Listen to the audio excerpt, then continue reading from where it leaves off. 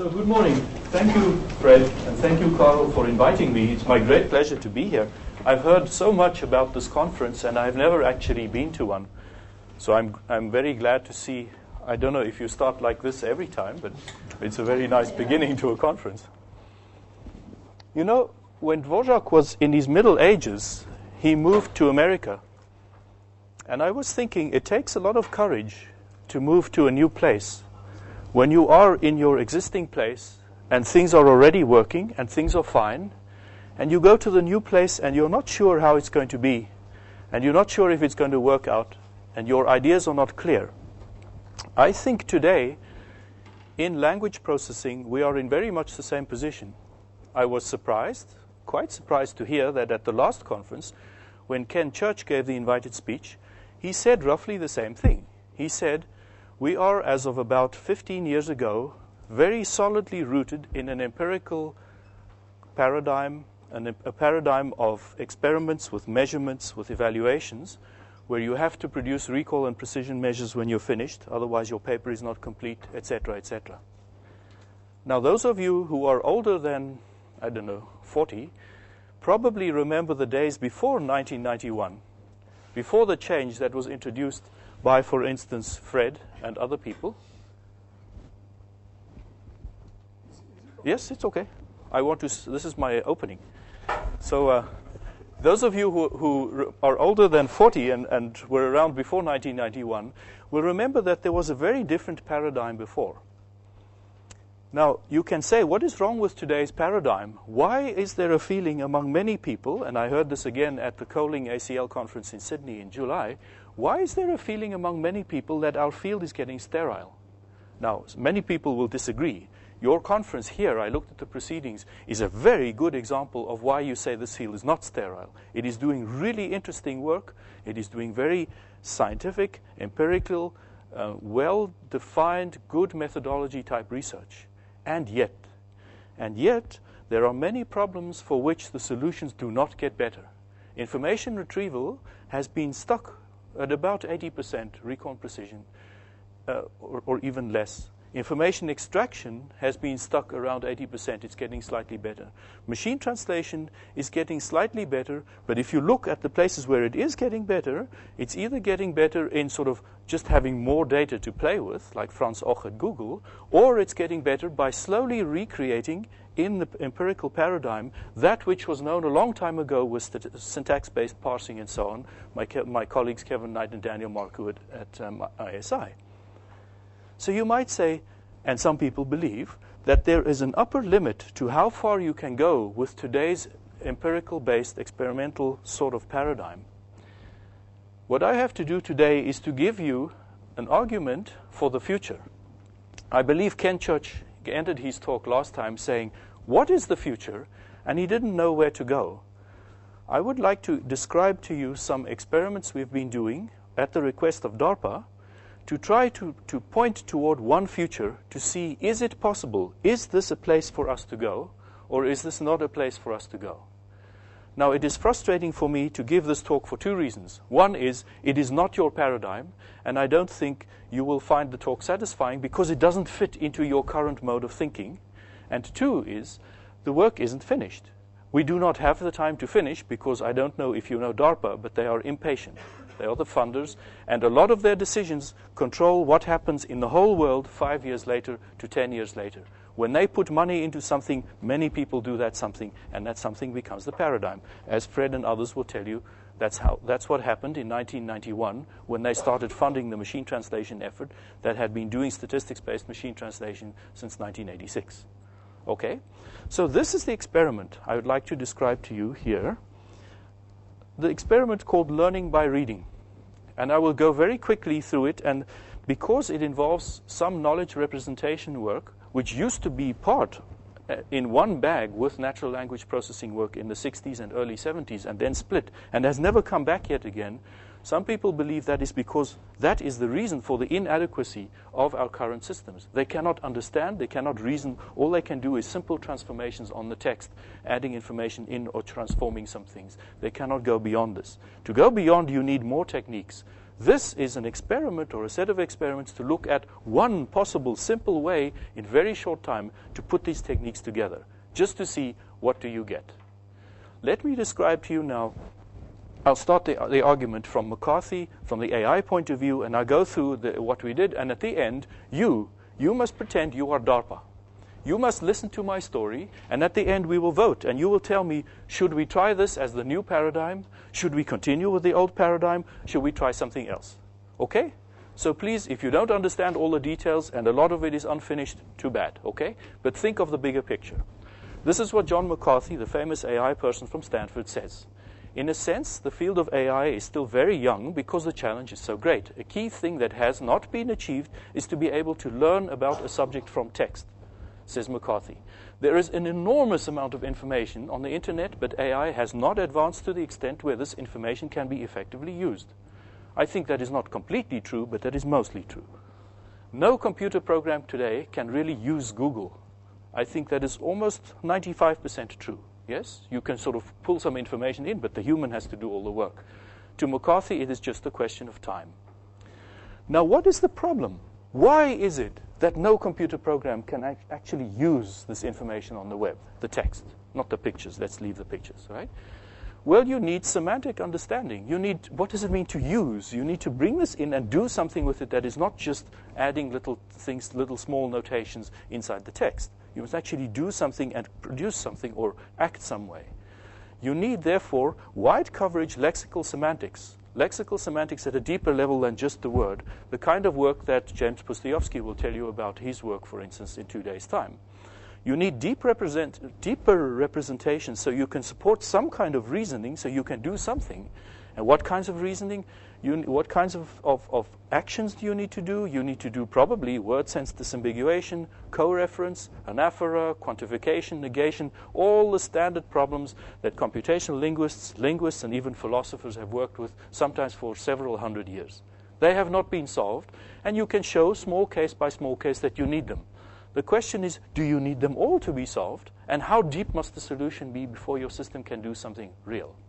What is it that you can take from today's new paradigms and from the older work and put together? Can you get a new fusion that you can say, okay, here we must try something new? Okay? Evaluation is the big question that we never used to do in this field, that we now always do in this field, and it is completely unclear how to measure. So this is something that when we vote, you will probably come back. I will come back to this at the end of the talk, almost half the talk on this question. And you must tell me if you believe it or not. Now, why are we silly enough to think we can do something now? Why? Well, we now have robust parsers like Minipar and Charniak parser and Collins parser and context and various other parsers. These are trained statistically. And they can take a text and produce something that is not a simple text. It's a two-dimensional tree-like structure. And maybe that is useful for some things. Okay, for machine translation, it looks as if it's beginning to be useful to get higher scores in simple phrase and 5-gram phrase length things. We have large, shallow, semantic, quote-unquote, resources like WordNet and other things, which may be useful.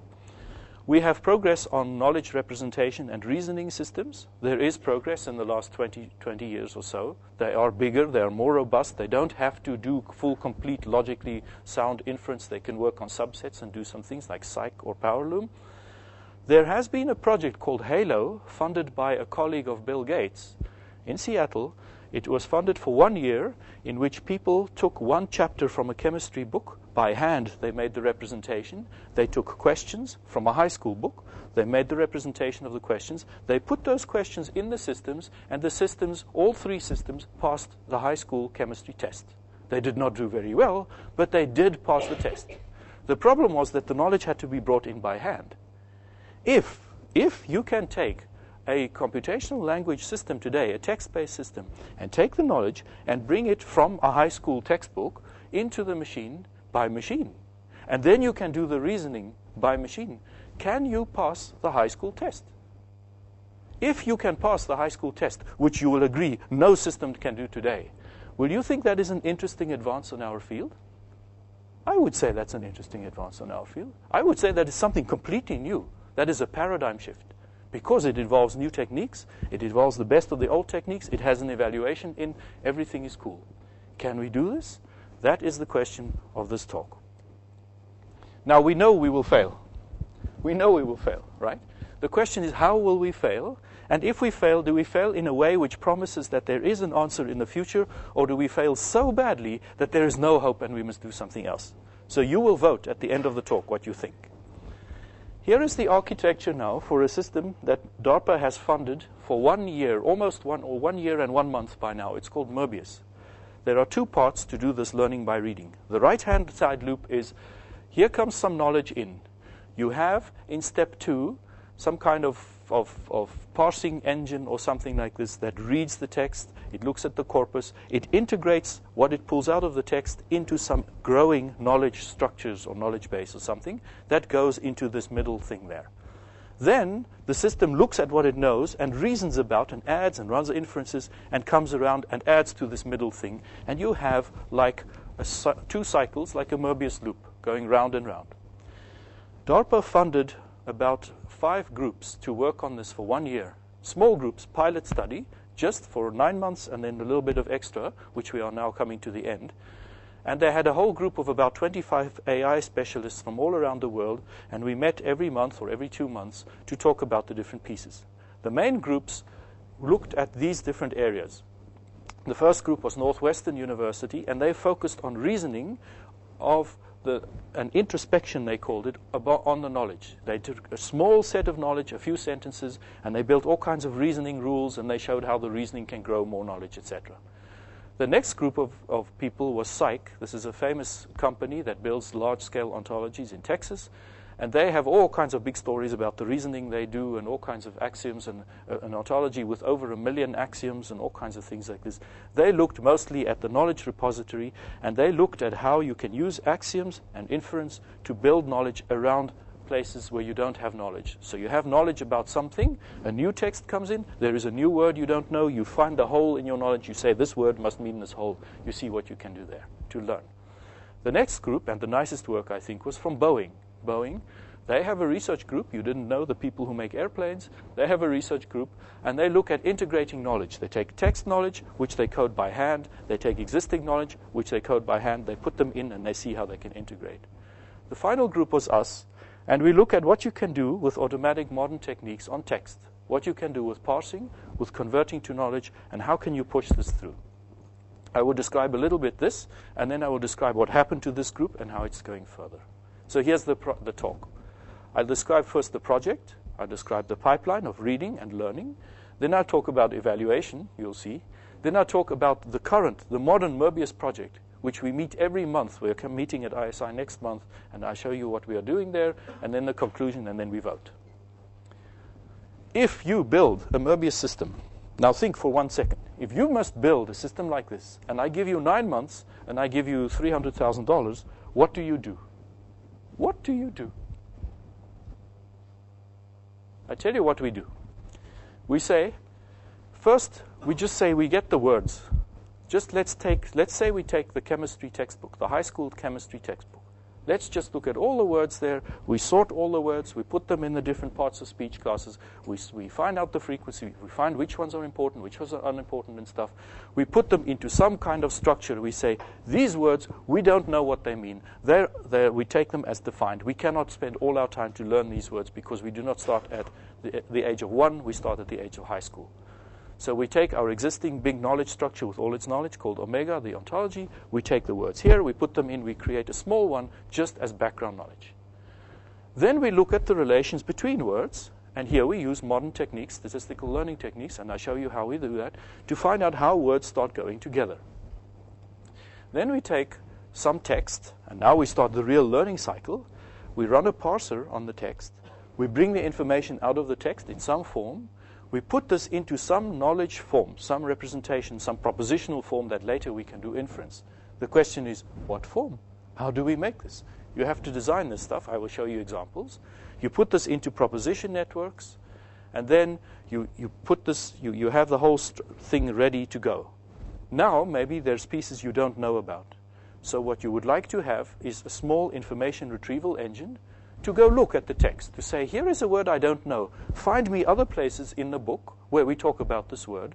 find me its definition, examples, further descriptions, let me parse them, maybe I can help myself, maybe that will teach me what this word is that I don't know. So you need a small information retrieval cycle in there, which we call targeted reading. Okay? Then you start saying, now I've got all this information here, and I put this into the proposition networks, and I can say, well, okay, I know this piece. I can just add this to the knowledge. I don't know this piece. I do the targeted reading. I start making this double loop. You can see the place at the bottom where it splits. Here I go more targeted reading. Here I go back to the knowledge pool, and I grow things. And now we do the test. In come some questions. I read them. I find the targets, the places that I must find the answers. I go bring the knowledge graphs there. I bring the knowledge and I say, here's the question I want to know. Here's the piece where I must do the reasoning. I find similar graphs. I go match up here. I find the answers. We do not try to do formula reasoning or graphic reasoning, so that is out, okay? But everything else where you can do sort of standard inference, we try to put in here to see, can you make it work? What happens? What does it look like? Now we have 3 months. Right? 3 times 3 months. The first 3 months is the green zone, and we built all this in 3 months. We just take very simple existing solutions, we put them together. The next 3 months is this orange zone there, and that is to put together the reasoning, the conversion into propositions. And the last 3 months is the question zone. And that part, when we started it, they changed the whole problem on us, and they put us into a new project, which I will describe to you in a second, to try to make a demonstration system. So we are here, we have built the system except for the last part of this purple zone, but I will show you what we built instead. And so I'll show you the whole story now. Here's the text. It's a high school chemistry textbook. There's the text, there's the information. It has about 313,000 word tokens, 12,700 different words. When you do some kind of word analysis there, you find, for instance, that you have 12,700 types of words, of which about 146,000 different nouns, 9,000 different nouns there. If you look at the different nouns, you say if you learn the first 200 nouns, you represent them, you have covered 96% of the corpus. If you learn the first or represent the first 50 verbs, the most popular, you get 92% of the corpus, etc. So you have some sense that it's not an infinite amount of work if you want to begin by hand before you can cover the basic knowledge in there. Of course, many words come in groups like this, like practice, exercise, solution, analyze, equilibrium, constant, etc. So you go find them, and you find with mutual information which are the most common ones of these. You put them out, and you put them into this table. And we do all this work up front, and we build our little background library or knowledge base of terms that we are not going to try to define. Then we can go read those terms that are defined in the book, new terms, take them away from this and go read them and see, can we learn their meaning from what is said in the text using these predefined, supposedly known other terms? And can we then reason with them and answer questions? Okay? So we must build the starter ontology, this background knowledge. We use our ontology called Omega. We build a small version of it. We get the coverage of about 6,000 of these already there. We add another few thousand terms in there. So we have that. We take a knowledge information retrieval engine. We build a thing called Scout. It's a version of Lucene, which you can get from the web. And we have it there. And this we run on the book. So this is on, it's all there. So this is all the background knowledge. We do this. This is part of what we do in the first 3 months. Now we get to the interesting part. What does it take? What must you do to learn and to read?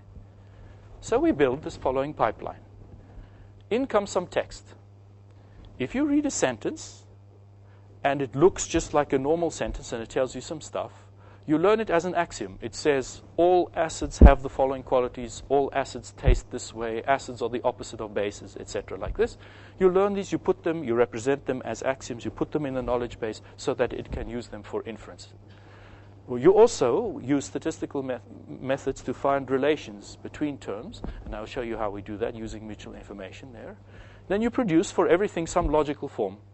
And this is the part where you, being not being knowledge representation people, probably have no background knowledge and don't care.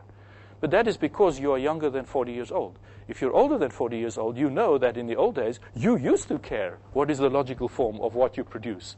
You didn't just do little decorations on text and add little extra terms inside text and so forth. That is actually an important part, or it could be an important part of your future. That's why you should care. I will show you some examples. You get then definitions, axioms, and so on. You put them in there or in the knowledge base, and then you're ready to do some reasoning. So this is the sort of reading part. Okay, step 1, parsing. Now, you have a big problem. There are thousands of knowledge representations out there. Which one is reasonable to use? Which one is simple enough to make sense? We used, of course, the one of our own colleague, Jerry Hobbs, because he's one of the most respected and famous people in the field. He has a book, or he's working on a book called Discourse and Inference, which describes a simple but usable knowledge representation scheme that is sort of based on first-order axiomatization of English. And it's something that is easy enough to convert from text automatically. I'll show you examples that you can do something with. It is based on his approach of what he calls ontological promiscuity. He says, don't make a few small primitives where you try to define everything compositionally. Make many, many primitives, 100,000 primitives, and just use them, and then try to learn how they connect to one another automatically. That's a much better way to go. That's a fundamental decision you have to make, and he makes it that way, and I think he's right, actually. So, in comes a sentence or a text. You tokenize, you parse. So we try with different parsers, Minipar, Charnak's parser, Hermiakov's parser, and so forth. And for the beginning, for this book, we took every sentence in the book, we tokenized everything, we parsed every sentence in the book, and we put them in there. Now we must say, is this correct or not? What does it mean to be correct? How serious is it if you make a mistake? To go from the parse tree, you have to go into a logical form. You cannot do one jump, because there's too many steps in between. So we took some technology we have from statistical machine text summarization called basic elements, where you take a parse tree and you break them into small little pieces, the pieces of the parse tree, and you create small triples where you have a head and its modifier and the relation between them. We use this in summarization to evaluate summaries.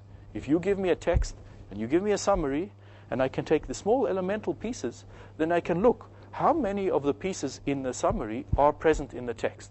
And when you give me multiple texts on the same topic, I can see which pieces overlap at the elemental level, and I can find out what is the content, what's the information overlap, the content overlap between my summary and all the texts you give me. Okay? So we use this to just go and take the parse tree and produce small little units called basic elements. I'll show you in a second more. From these small elements, we have a toolkit called the Logical Form Toolkit to convert this into simple propositions. So here's an example of the output. At the top, the atomic theory of matter sentence. Here we have just the normal parse, and then we produce the basic elements there in the second thing. You see the atomic and matter and the theory at the top there with linked. Here we have then some intermediate form with all kinds of other information that's unimportant. And at the bottom we have here what's we call shallow logical form, or Hobbes' normal form. We call it after Jerry. He doesn't like the name, but that's the name we use. And there for each word there is a small proposition, and for some other things there are extra little propositions put in to capture some information about determiners and about plurals and so on. I'll show you in a second how. This is how you go from a simple English text to a simple parse tree to something slightly deeper. But first, what is the parsing statistics? We run the Charnak parser. There are 12,000 sentences. There are 51% of them have an error in. Okay? This is the reality when you run the Charnak parser on something that is not newspaper text. So there are about 7,800 sentences. The average number of errors per sentence is 0.6, and here are the kinds of errors you get. It took about 40 minutes to parse the whole book. And then to create these little triples took about another 6 hours or so. And then to create the logical forms took another 15 minutes. So you get a sense of how the breakup is and where the work lies in there. Here's the Hobbes normal form. This is this intermediate form. I just want to show you 2 or 3 things. You take a sentence or you take a phrase, a black box. For each word, the theory is there is some meaning to the word, so it must be reflected somewhere in here. But words like A don't have very much meaning, so maybe we can drop them, or maybe we need an extra theory for what A means, and they introduce some other stuff. But for words like black and box, they introduce into the reasoning system some content, right? They introduce in Hobbes' theory 2 kinds of content. The fact of blackness and the eventuality that blackness is what we are talking about. because these are two different things that you need to be able to reason about. You can talk about blackness in its truth, or its not true, or its potentiality, and so on. So here is the potentiality, the eventuality, he calls it, and here is blackness, qua blackness itself. Here is boxness, qua boxness, and here is the eventuality of boxness. Is it true? Is it hypothetical? And you can put them together.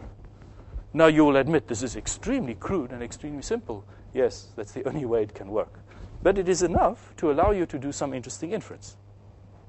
To do this stuff, Jerry has been building a toolkit, and it is more or less complete. It can produce about 60% of WordNet's definitions. It has parsed 100% of WordNet's definitions. About 60% of them it can produce completely correctly into this logical form here. You can download this thing here, and it has rules which you can build yourself that looks like this.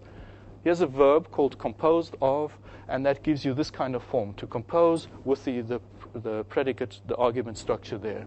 Here's the auxiliary is. It goes to some primitive be with two pieces and some present tense here.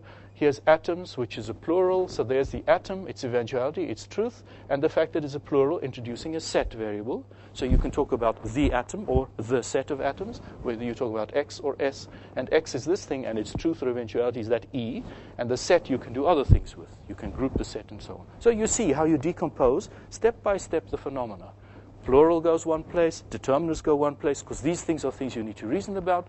And the primitives that you don't really understand what they are, you just leave them as these symbols more. And you make a little prime like the semanticists do, which I think is a trick, obviously, but it's a clever trick because it allows you to proceed. I used to think it is a stupid trick because it doesn't get to true meaning. Now I think it's a clever trick because you can do something and you don't really know the deep semantics of these words. Now, I see by your faces, you look at this stuff and you say, what is this garbage? You are used to working with text at the shallow level, right? With English, with statistics. You group them and you do all kinds of statistics. You say, what is this nonsense? I'm sorry, but this is the talk. So just listen to this talk and swallow your disgust. And then at the end we can vote. What was the layman's view of what that captures?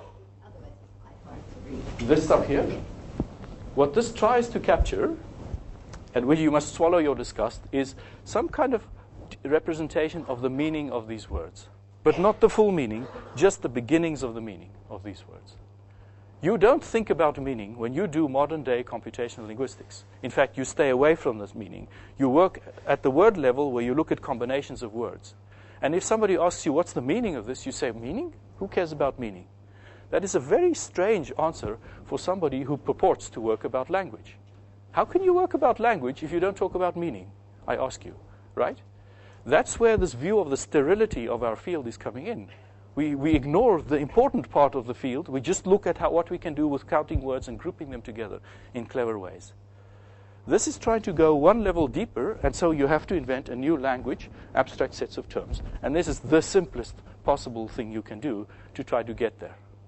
Okay? You do not believe me, I can see by your faces, but give me another 20 minutes, okay? Yes? Just very quickly, read out. You see, for example, for the verb composed of. Yes. Could you read out in English what the line underneath it says? Okay, thank you. I should do this more. I'm under time pressure, so I cannot go as much detail as I want. It says there's a verb, in English it's called composed of.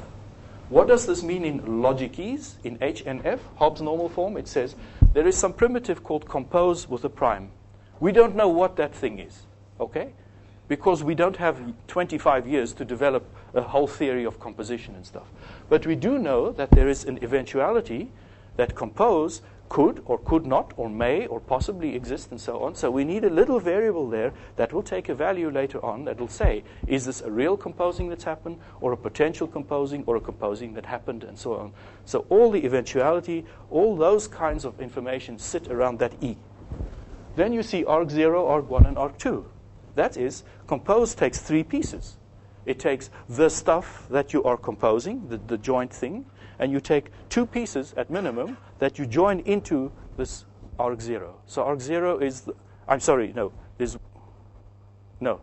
compose takes three pieces. The first one is who does the composing, that's the agent of the composing. The next thing is what are the pieces that are being put together, and the final thing is what is the result. This comes from the prop bank that is being built by Martha Palmer. So for all the verbs, or about 6,000 or so verbs that she has, these is the frame structure, the structure of, for each verb, how many pieces does it have, and for many nouns, how many pieces does it have. The people, the frame net people at Berkeley, they do the same sort of work. Adam Myers at NYU is doing the nom bank. He's doing this for some nouns like explosion. Also has pieces like what is it that explode, who made the explosion happen, and so forth. So you need this to be able to join pieces together.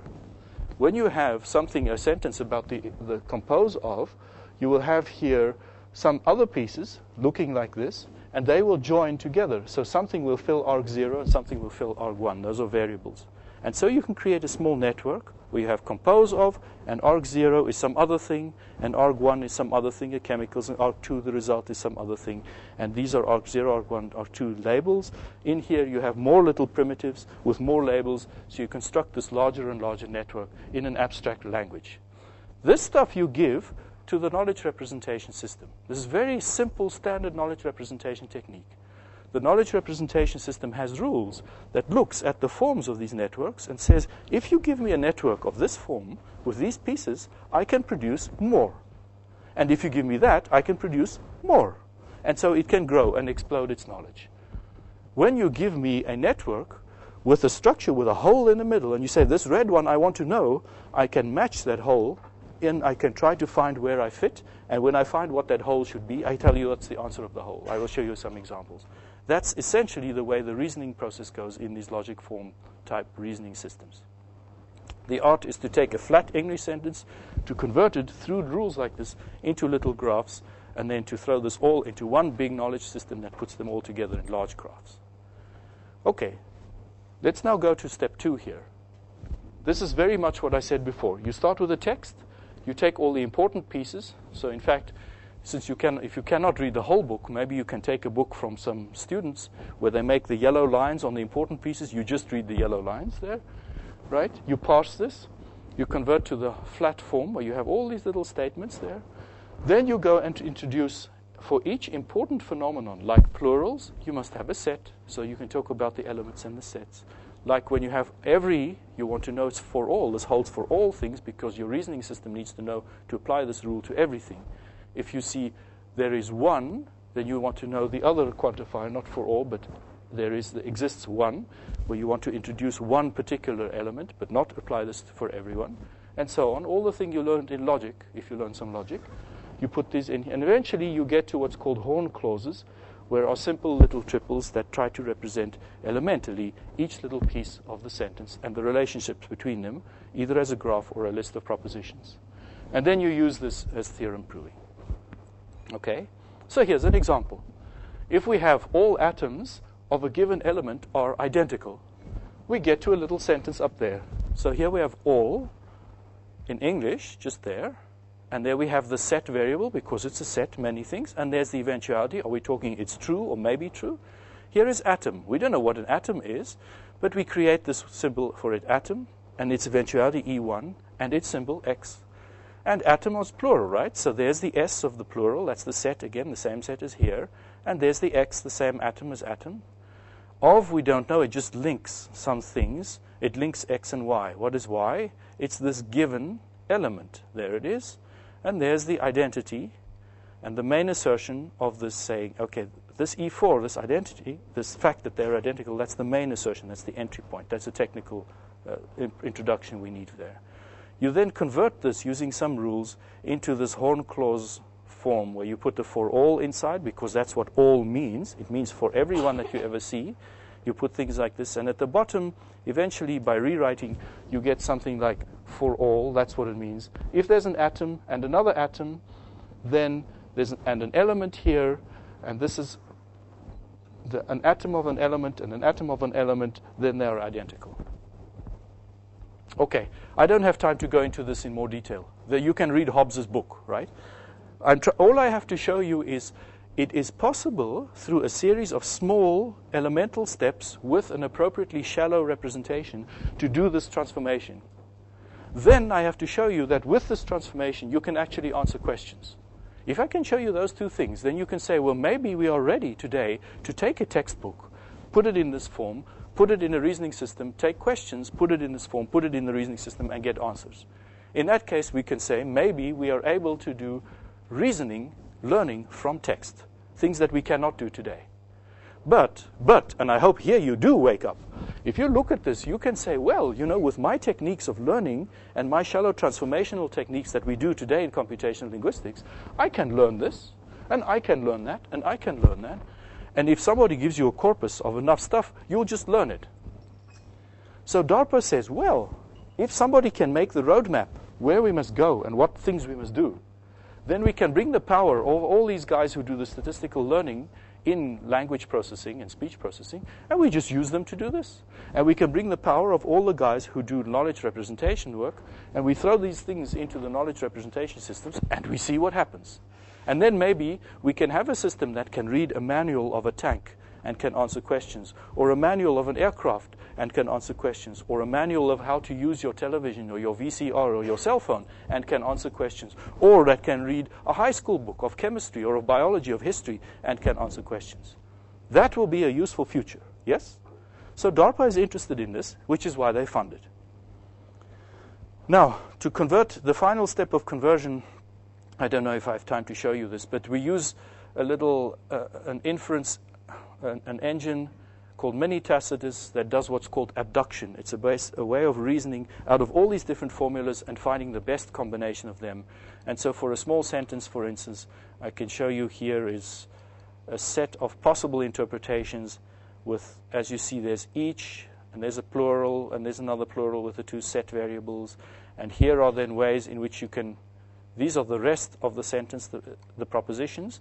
But these expandable propositions in this column are ones for which I have a rule. Each has a rule to expand it into logic form. And so I can apply these rules. And this, what we do is apply these rules in different orders to get different possible interpretations.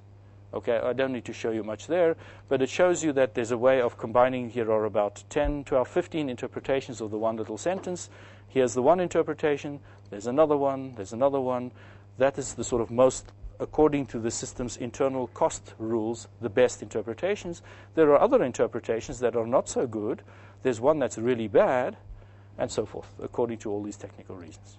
All right. So this is stuff that you can do if you want to play around with the logics and if you go more toward logic side. Okay. And eventually you get these kinds of forms which look like logic, and the question is, how much work does it take to produce this? Is this a bottleneck or not? And the answer is yes, it's a bottleneck.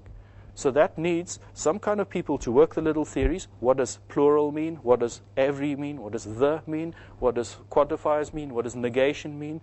What do these different operator words mean? And for each of them to write a set of rules for what logic to introduce, and then to produce a corpus, and then the machine learning people can come and just learn. Okay, that's the short end of that story. Now, here's something that you will like more. Okay, so now you can relax and say, finally I can understand a bit. Here is something about learning relations between different words. If I give you two words and I want to find what's the relation between them, or if I give you a relation and I want to say what's the answer of the relation, how can I find this? One of my students, this he did for his PhD thesis. He's now working at Google. He makes more money than I do. He's 29 years old. He built a system to produce the patterns by which you can then learn relations like birth date.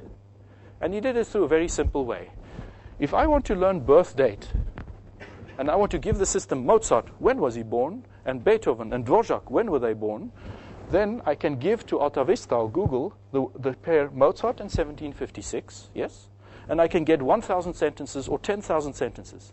And I can do pattern matching on those sentences, and I can find that a good way in English to say birth date is Mozart, open parenthesis, 1756 hyphen.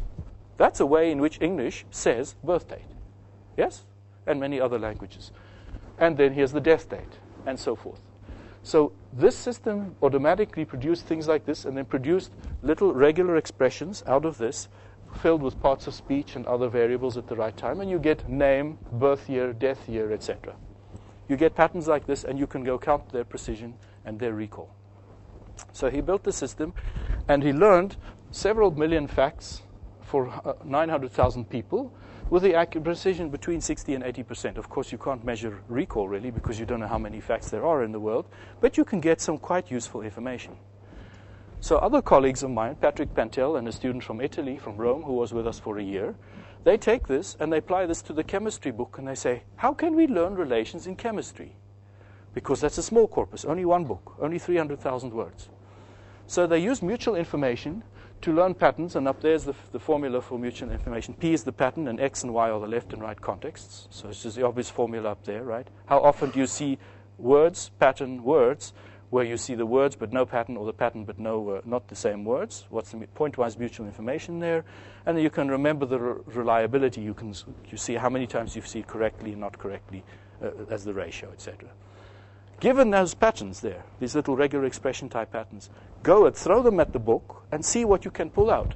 How many times can you find how many atoms is there in an element? What's the atomic weight of an element? Whatever. Find out which patterns are useful from the book and go learn them all.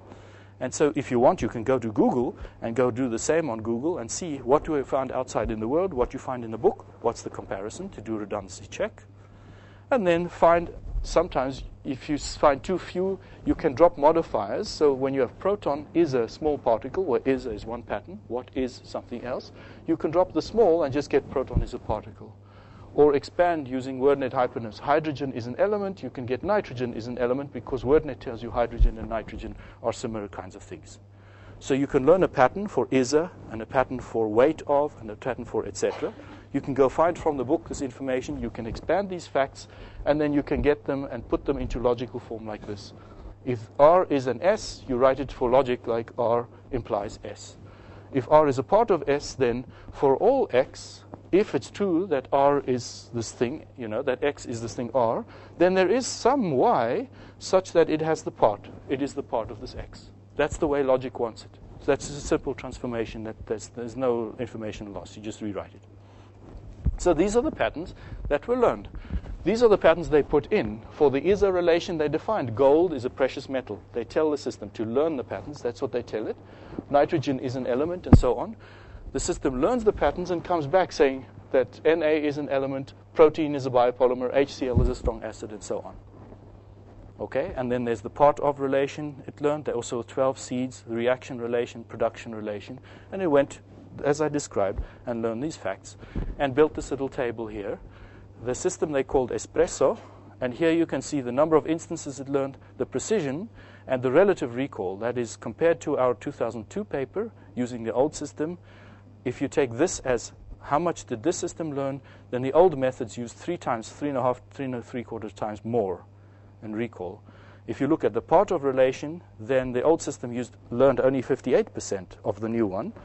For the reaction relation, only 53%. Of the production relation, only 80% of the new one. But this one got much higher precision overall, and many more relations.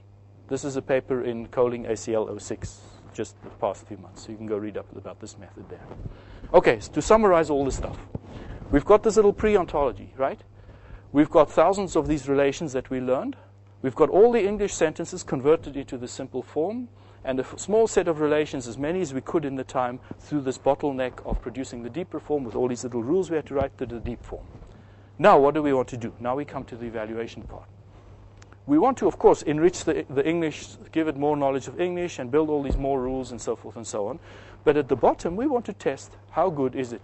Is it useful yet? How do you test? Well, we take the questions.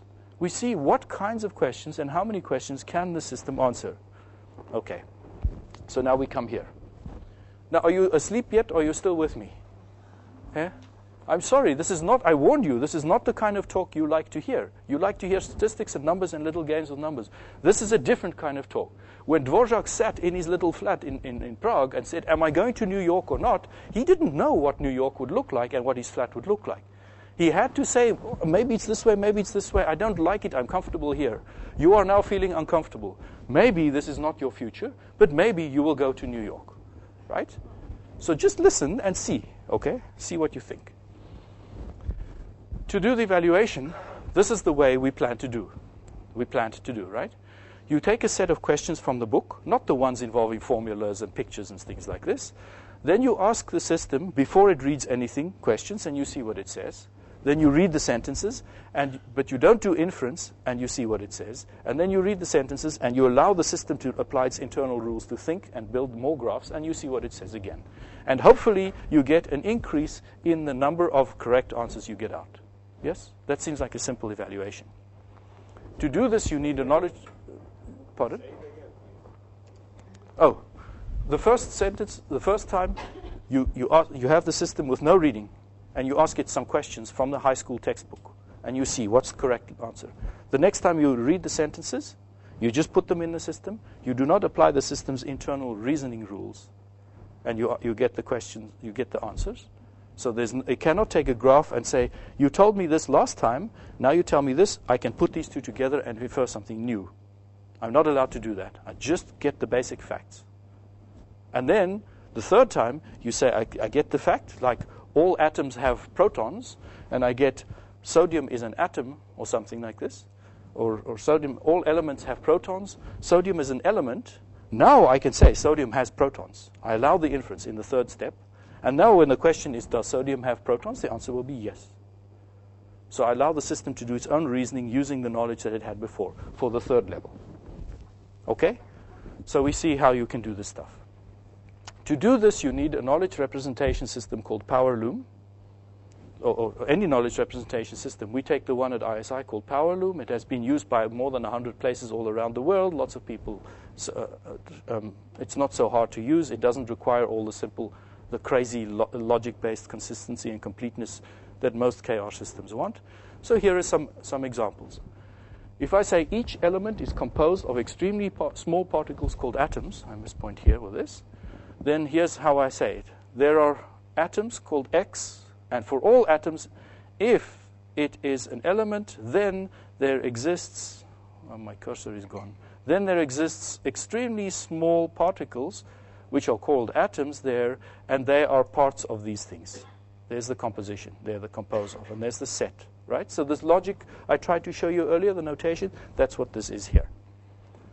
So I can ask a simple question. Is each element composed of extremely small particles called atoms? And you ask this, if I have a subject and its element, is there an extremely small particle called atom that is part of this thing? And the system comes back and says, true. Yes, why? Because it matched this to this and says, yes, I found it there. I found it in my knowledge.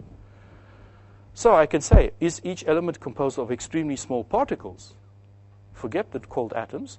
So here's a shorter sense. Yes, I can match it. I can do subgraph matching. I still found it. I found the subgraph is true. Is each element composed of particles? Even shorter. Yes, it's true. Good. Is each element composed of atoms?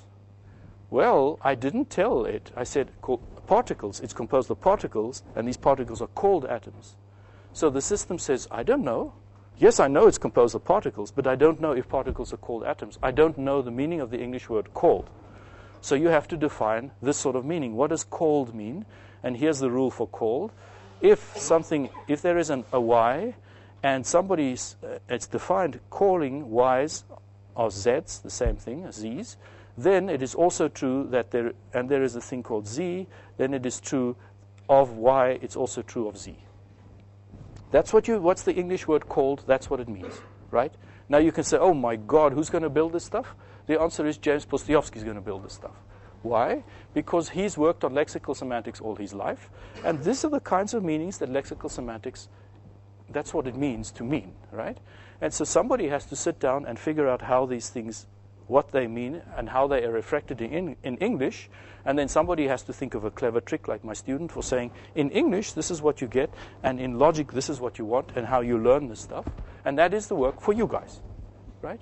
When one has the basic meanings of the basic words like this represented, and I believe it can be done, actually. I don't believe it's so impossible as it sounds. Then you throw this for the small set. How many were there? There were about 400 English nouns you'd have to learn and 50 English verbs to cover about 92% of the chemistry book. It's not impossible to do, right? Then you will be able to answer a question like this. Is each element composed of atoms? Well, now I have the atoms, but I use this rule of something is called something because I know it is composed of particles. They're called atoms, therefore it's also composed of atoms, and the answer is true. So you can see, step by step, A little bit of knowledge, a little bit of knowledge, a little bit of knowledge. Some from the book, some from English, some from the axioms, the meanings of basic axioms like for all. When you put them together, your inference, your knowledge grows. You get more knowledge out there. So almost finished here with this piece. Atoms are neither created nor destroyed in chemical reactions. Simple form, we just have there is a neither, there's a nor, create, destroy. Just every English word goes to everything. When we ask, are atoms created? It says true. But they're not true. Why? Because this thing doesn't understand the word of neither or nor. So you have to go and define what neither and nor mean and put them in with not. Again, it's one of these what they call closed class special logic operator words, of which there are not hundreds either, right? And when you do this now, then the system says, no, I know it's not true, false. One more example. You can use the same rule for multiple types of answers because they unify with any empty pieces, right? Bases have a bitter taste and feel slippery. So here's what the English goes to. There is a base, and there's a feeling of slippery, and there's a bitterness of taste. There's the bitter taste. There's the feeling of slippery there. You put this into the system. Now you ask, soap has what taste? And the system can go and says, here's the question form, and there's the taste there. It holds what is true of this, of soap. There we have soap in the higher part of the for all. There's soap. We've got soap, and we want to know what is true of soap. And it matches their bitterness, their EC5 and OC1, the question mark variables, these two match there. And their slipperiness, EC6, EA6 and OA6, they also match the same pattern. And therefore we get taste and bitterness coming out. So the point of this slide is with a simple rule and a simple fact, you can actually extract more information. You don't have to have one rule for one fact, right? So there's a multiplicative effect there. And the same comes here. There's more. So, yeah, I'm running out of time. What I wanted to say on these two slides is we then went to look at all the questions in the book for chemistry and then create a type for them so that we can create the basic rules for each of these types there. Here's the question forms there. And then match them into the knowledge base to see how much was read. Now we come to the disappointment of this. Because DARPA is in a hurry, they decided to interrupt the project and to create a new project. So they stopped us in the middle of the 7th month or 8th month and said, don't do this evaluation anymore. Now start building a demonstration system, which we will go and show to DARPA on December, I think, 11th or 12th, where DARPA will bring their text to the system, and it will read, and it will answer questions, and it will show stuff. And if they like it, then they will hopefully create a new program to fund this work. And if they don't like it, then they won't. So I cannot tell you, I still cannot tell you. If you look in the book, the paper stops here and says, I will tell you at the time of the talk what's the evaluation. I'm sorry, I cannot tell you what's the evaluation. I cannot do it because they were stopped and they say, now you must do all your work on this. And so we work with Jerry and the students and everything. We work on this new part. So if you visit me in 6 months' time or so, when we're finished with the old part, we can finish this work. I apologize, I cannot tell you. I know Fred will kill me for this, but okay, too bad. What can I do, right? You are now DARPA. You must decide if you believe me. If you don't believe me, okay, vote no. So now, very quickly, this Mobius project. They say, okay, stop the work. We take 3 teams from the big group, and we just build a demonstration version, which we can take to DARPA running on a laptop. So here are the teams. There's us to do the language. There's the team from Texas to do the knowledge representation and reasoning, and the framework is SRI. David Israel and Jen Baker. We take the heart. That is our domain, just the heart. And so DARPA will bring us one new paragraph we have never seen before. The system will read about the heart, and we will look what has the system learned. So we download all these. We download a whole bunch of texts, and we learn about them. We classify their different kinds of parts. We get different texts from my colleagues there. We build generic models of pumps and fluids and things in the knowledge representation part, but nothing about hearts. On the right is an example heart. We use Charniak parser and context parser. We got a whole bunch of questions. And so the system looks basically like this. First we parse. Then we produce the logical forms. Then we produce the triples, the third part. And so that part we do later if we do this. So here is an example. For the heart is a muscular pump. The parse tree at the bottom, the logic form there, simple form. Then this we can do well. This is bottleneck, but we're managing to do for the heart domain is small. Then we get these little triples. The heart is pump muscular. Again, you see there, ignore the red stuff, but you see there's X's and E's, the eventuality, all the same stuff as before. And we go to knowledge representation. And so now we must do a small little test. So here's my evaluation for at least this. 2 weeks ago, I took a new paragraph that the system had never seen before. Here's the paragraph in the letters. I give it to the system. I say, run. And for every set of triples that comes out of this engine now, count. How many are correct? Just do simple recall count. And so we get there. There's the recall at 2 levels. First, 4 out of 4 at the level of the logic form, the simple H and F form.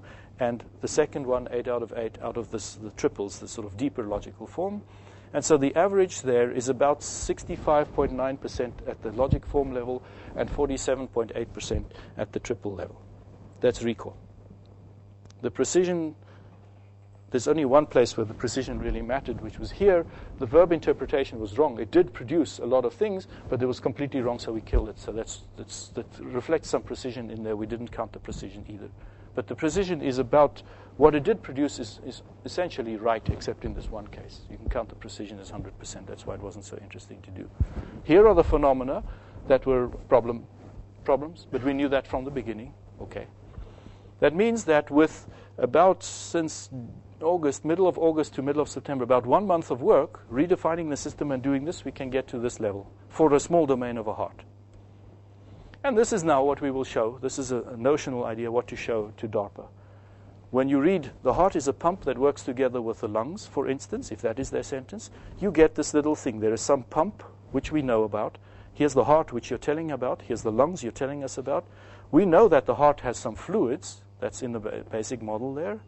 And so we found this. The green is what we knew before. The red is what you've just told us in the text. The blue is what we inferred from what we knew before. What's there, and we just pulled it in because it seems to be possibly relevant. Pumps have fluids. So maybe we think maybe the heart will have a fluid, right? If you click on this and you say, tell me about heart, here are the little facts that come out, not now in more English. We don't want to show the logic to DARPA. Here are the little facts that come out of what you told us. The red is what you told us, the green is what we knew, and the blue is what was inferred from what we knew. And if you click on a pumping device, here's the model of what we learned about the pumping devices. Okay? Now, here is the end of the story.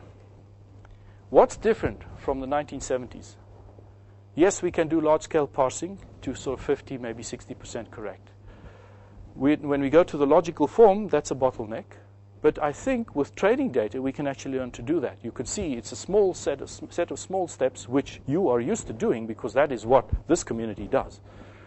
To get to the deeper, the triples, that's not so hard because it's a small set of phenomena, negation, quantification, etc., etc. For those, you need the expertise of logicians and semanticists and people like James and so on, and those people exist. And they have been working on this. If you just have them work together within a hard constraint of time, you will get for the phenomena that your textbook needs the right things that you can actually do some inference. Not all, but some. The semantic phenomena, like these things, well, people have thought about this. I think you will be able to get some reasonable level, not deep answering, but simple question answering out. Inference is there, knowledge representation technology is there, and it's more robust than it was in the 70s. It's still not used to having lots and lots. It has never scaled up yet, but that's their challenge. Evaluation, it's not clear how one can do this properly. So here is my score on each of these things. Maybe I'm optimistic, maybe not. You can judge. Soon we will vote. So should we try? Some people say, yeah, we must try. This is a future that takes us out of this little game of just throwing text in and doing numbers and combinations and things. It takes us to a new level where we actually bring a whole new technology in, namely reasoning, and we have a new future out there which is richer than just information extraction, information retrieval, text summarization, machine translation, speech recognition. And other people say, no, we are still too far off. Knowledge representation is too brittle, it's not robust enough and big enough yet, and language is too crude. It's not able to go down to the deeper levels that we need yet. Okay? And so now I ask you, should we try learning by reading or should we not try learning by reading? If you are DARPA, ladies and gentlemen, what is your vote? Who says no?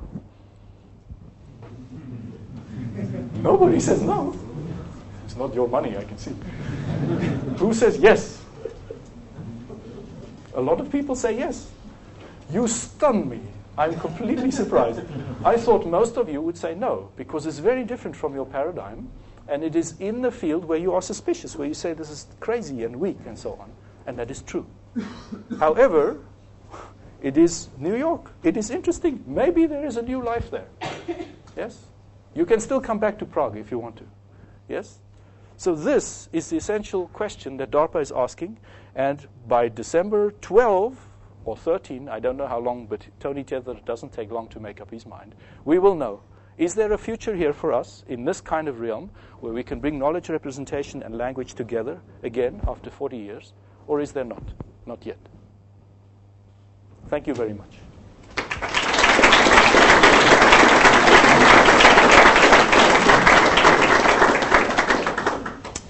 Louise. I just have a little question. It was a nice talk and it's a great idea. But the engine for reasoning looks very prologue-like. Is it? I know it's not your part, but is it more than the resolution implemented in prologue?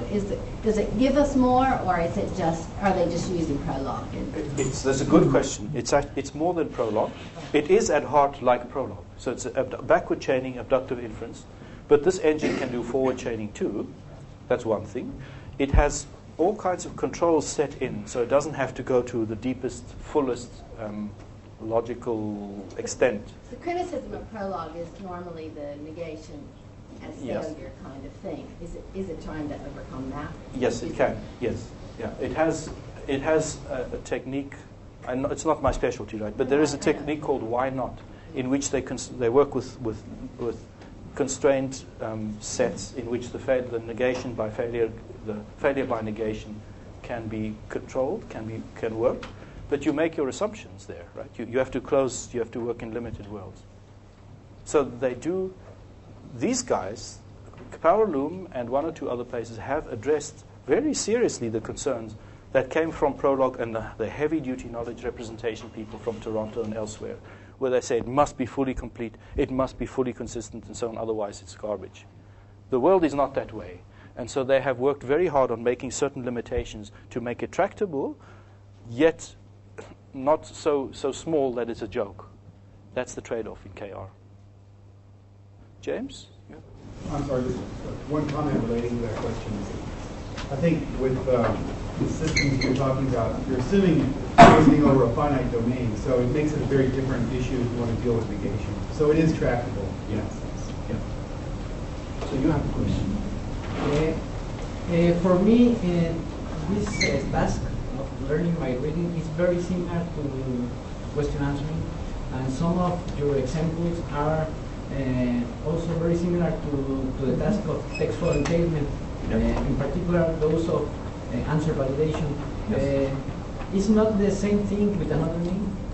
That's also a very good question. I'm glad you brought it up. It is the case that the textual entailment community, which started 2-3 years ago with Eduard Hovy and others, is moving into inference. They don't call it inference, they call it entailment. They don't think of logic or anything, they think of text level. And they go through large amounts of corpus where they just see, when I see this word on the left side, can I see this word on the right side? And if you give me right side words, can I then say it entails left side words or right side words? That's the game they play. And you have these competitions, like the normal type competitions, and they get, what, 50%? Something like this, okay? So it's not the case that this is just pure logic craziness. It is the case that a certain community, a certain group of the learning, machine learning, language processing community is already moving here. They are obviously people who would be interested in this, and if they had a corpus of not just text to text, but text to deeper form, sort of simpler form, and they could learn that, and from that they could get better entailments, better than 50%, they would use it tomorrow. Some of them would use it tomorrow to win the competition. I believe this is going to happen. All right? So that's one piece of evidence that this is now ready, and people are feeling their way towards something deeper. They don't know what the deeper is yet. This logic form may not be the right one. I don't know. It's just the one we chose. Question answering is then the next step beyond entailment. And the best QA system, the LCC system, has been using this kind of logic entailment with this kind of Hobbes logic for already 4 or 5 years. That's why they win. They get 10% better than anyone else. Sanda Harabaju, the designer, and Dan Moldovan, Sanda studied, she went and did 1 year postdoc at SRI with Jerry, with Hobbes, who designed this notation. That's why she uses that notation. So there's another piece of evidence that maybe this is a useful thing to do in the sort of statistical paradigm measured against purely pattern-based, simple, quote-unquote, statistical question-answering engines. So there's another piece of going there. Yes? Yes, I just wanted to take you back to your slide that said you need knowledge of English and push you a little bit on this. Because certainly on a chemistry textbook alone raises the question, how robust is your question answering system going to be? So the questions that a user will pose, I think you gave the example each atom is composed of particles, and you gave the answer that the system could answer the question, some question like, is each atom composed of particles? And supposing we say, does each atom contain particles? Supposing we say, are there particles in each atom? Supposing we say, what is an atom made up of? What do particles combine to form? You could sort of go on listing them forever. Where does it break down? How robust is it? Good question. This is the whole tension, which I mentioned just briefly, between the ontological promiscuity and the small primitives. On the scale of, are you going to take many different words and have each symbol mean something ostensibly different because the system doesn't know that all these variants mean the same? Or you're going to have just one representation symbol for all this composed of? And is somebody going to give you the semantic mapping of all these words into this one thing? Who knows, right? I can imagine two different approaches. One trying the primitive approach, which is where I grew up as my advisor. One trying the promiscuous approach with lots of symbols, and then some machine learning ways to find synonymy or semi-synonymy between them.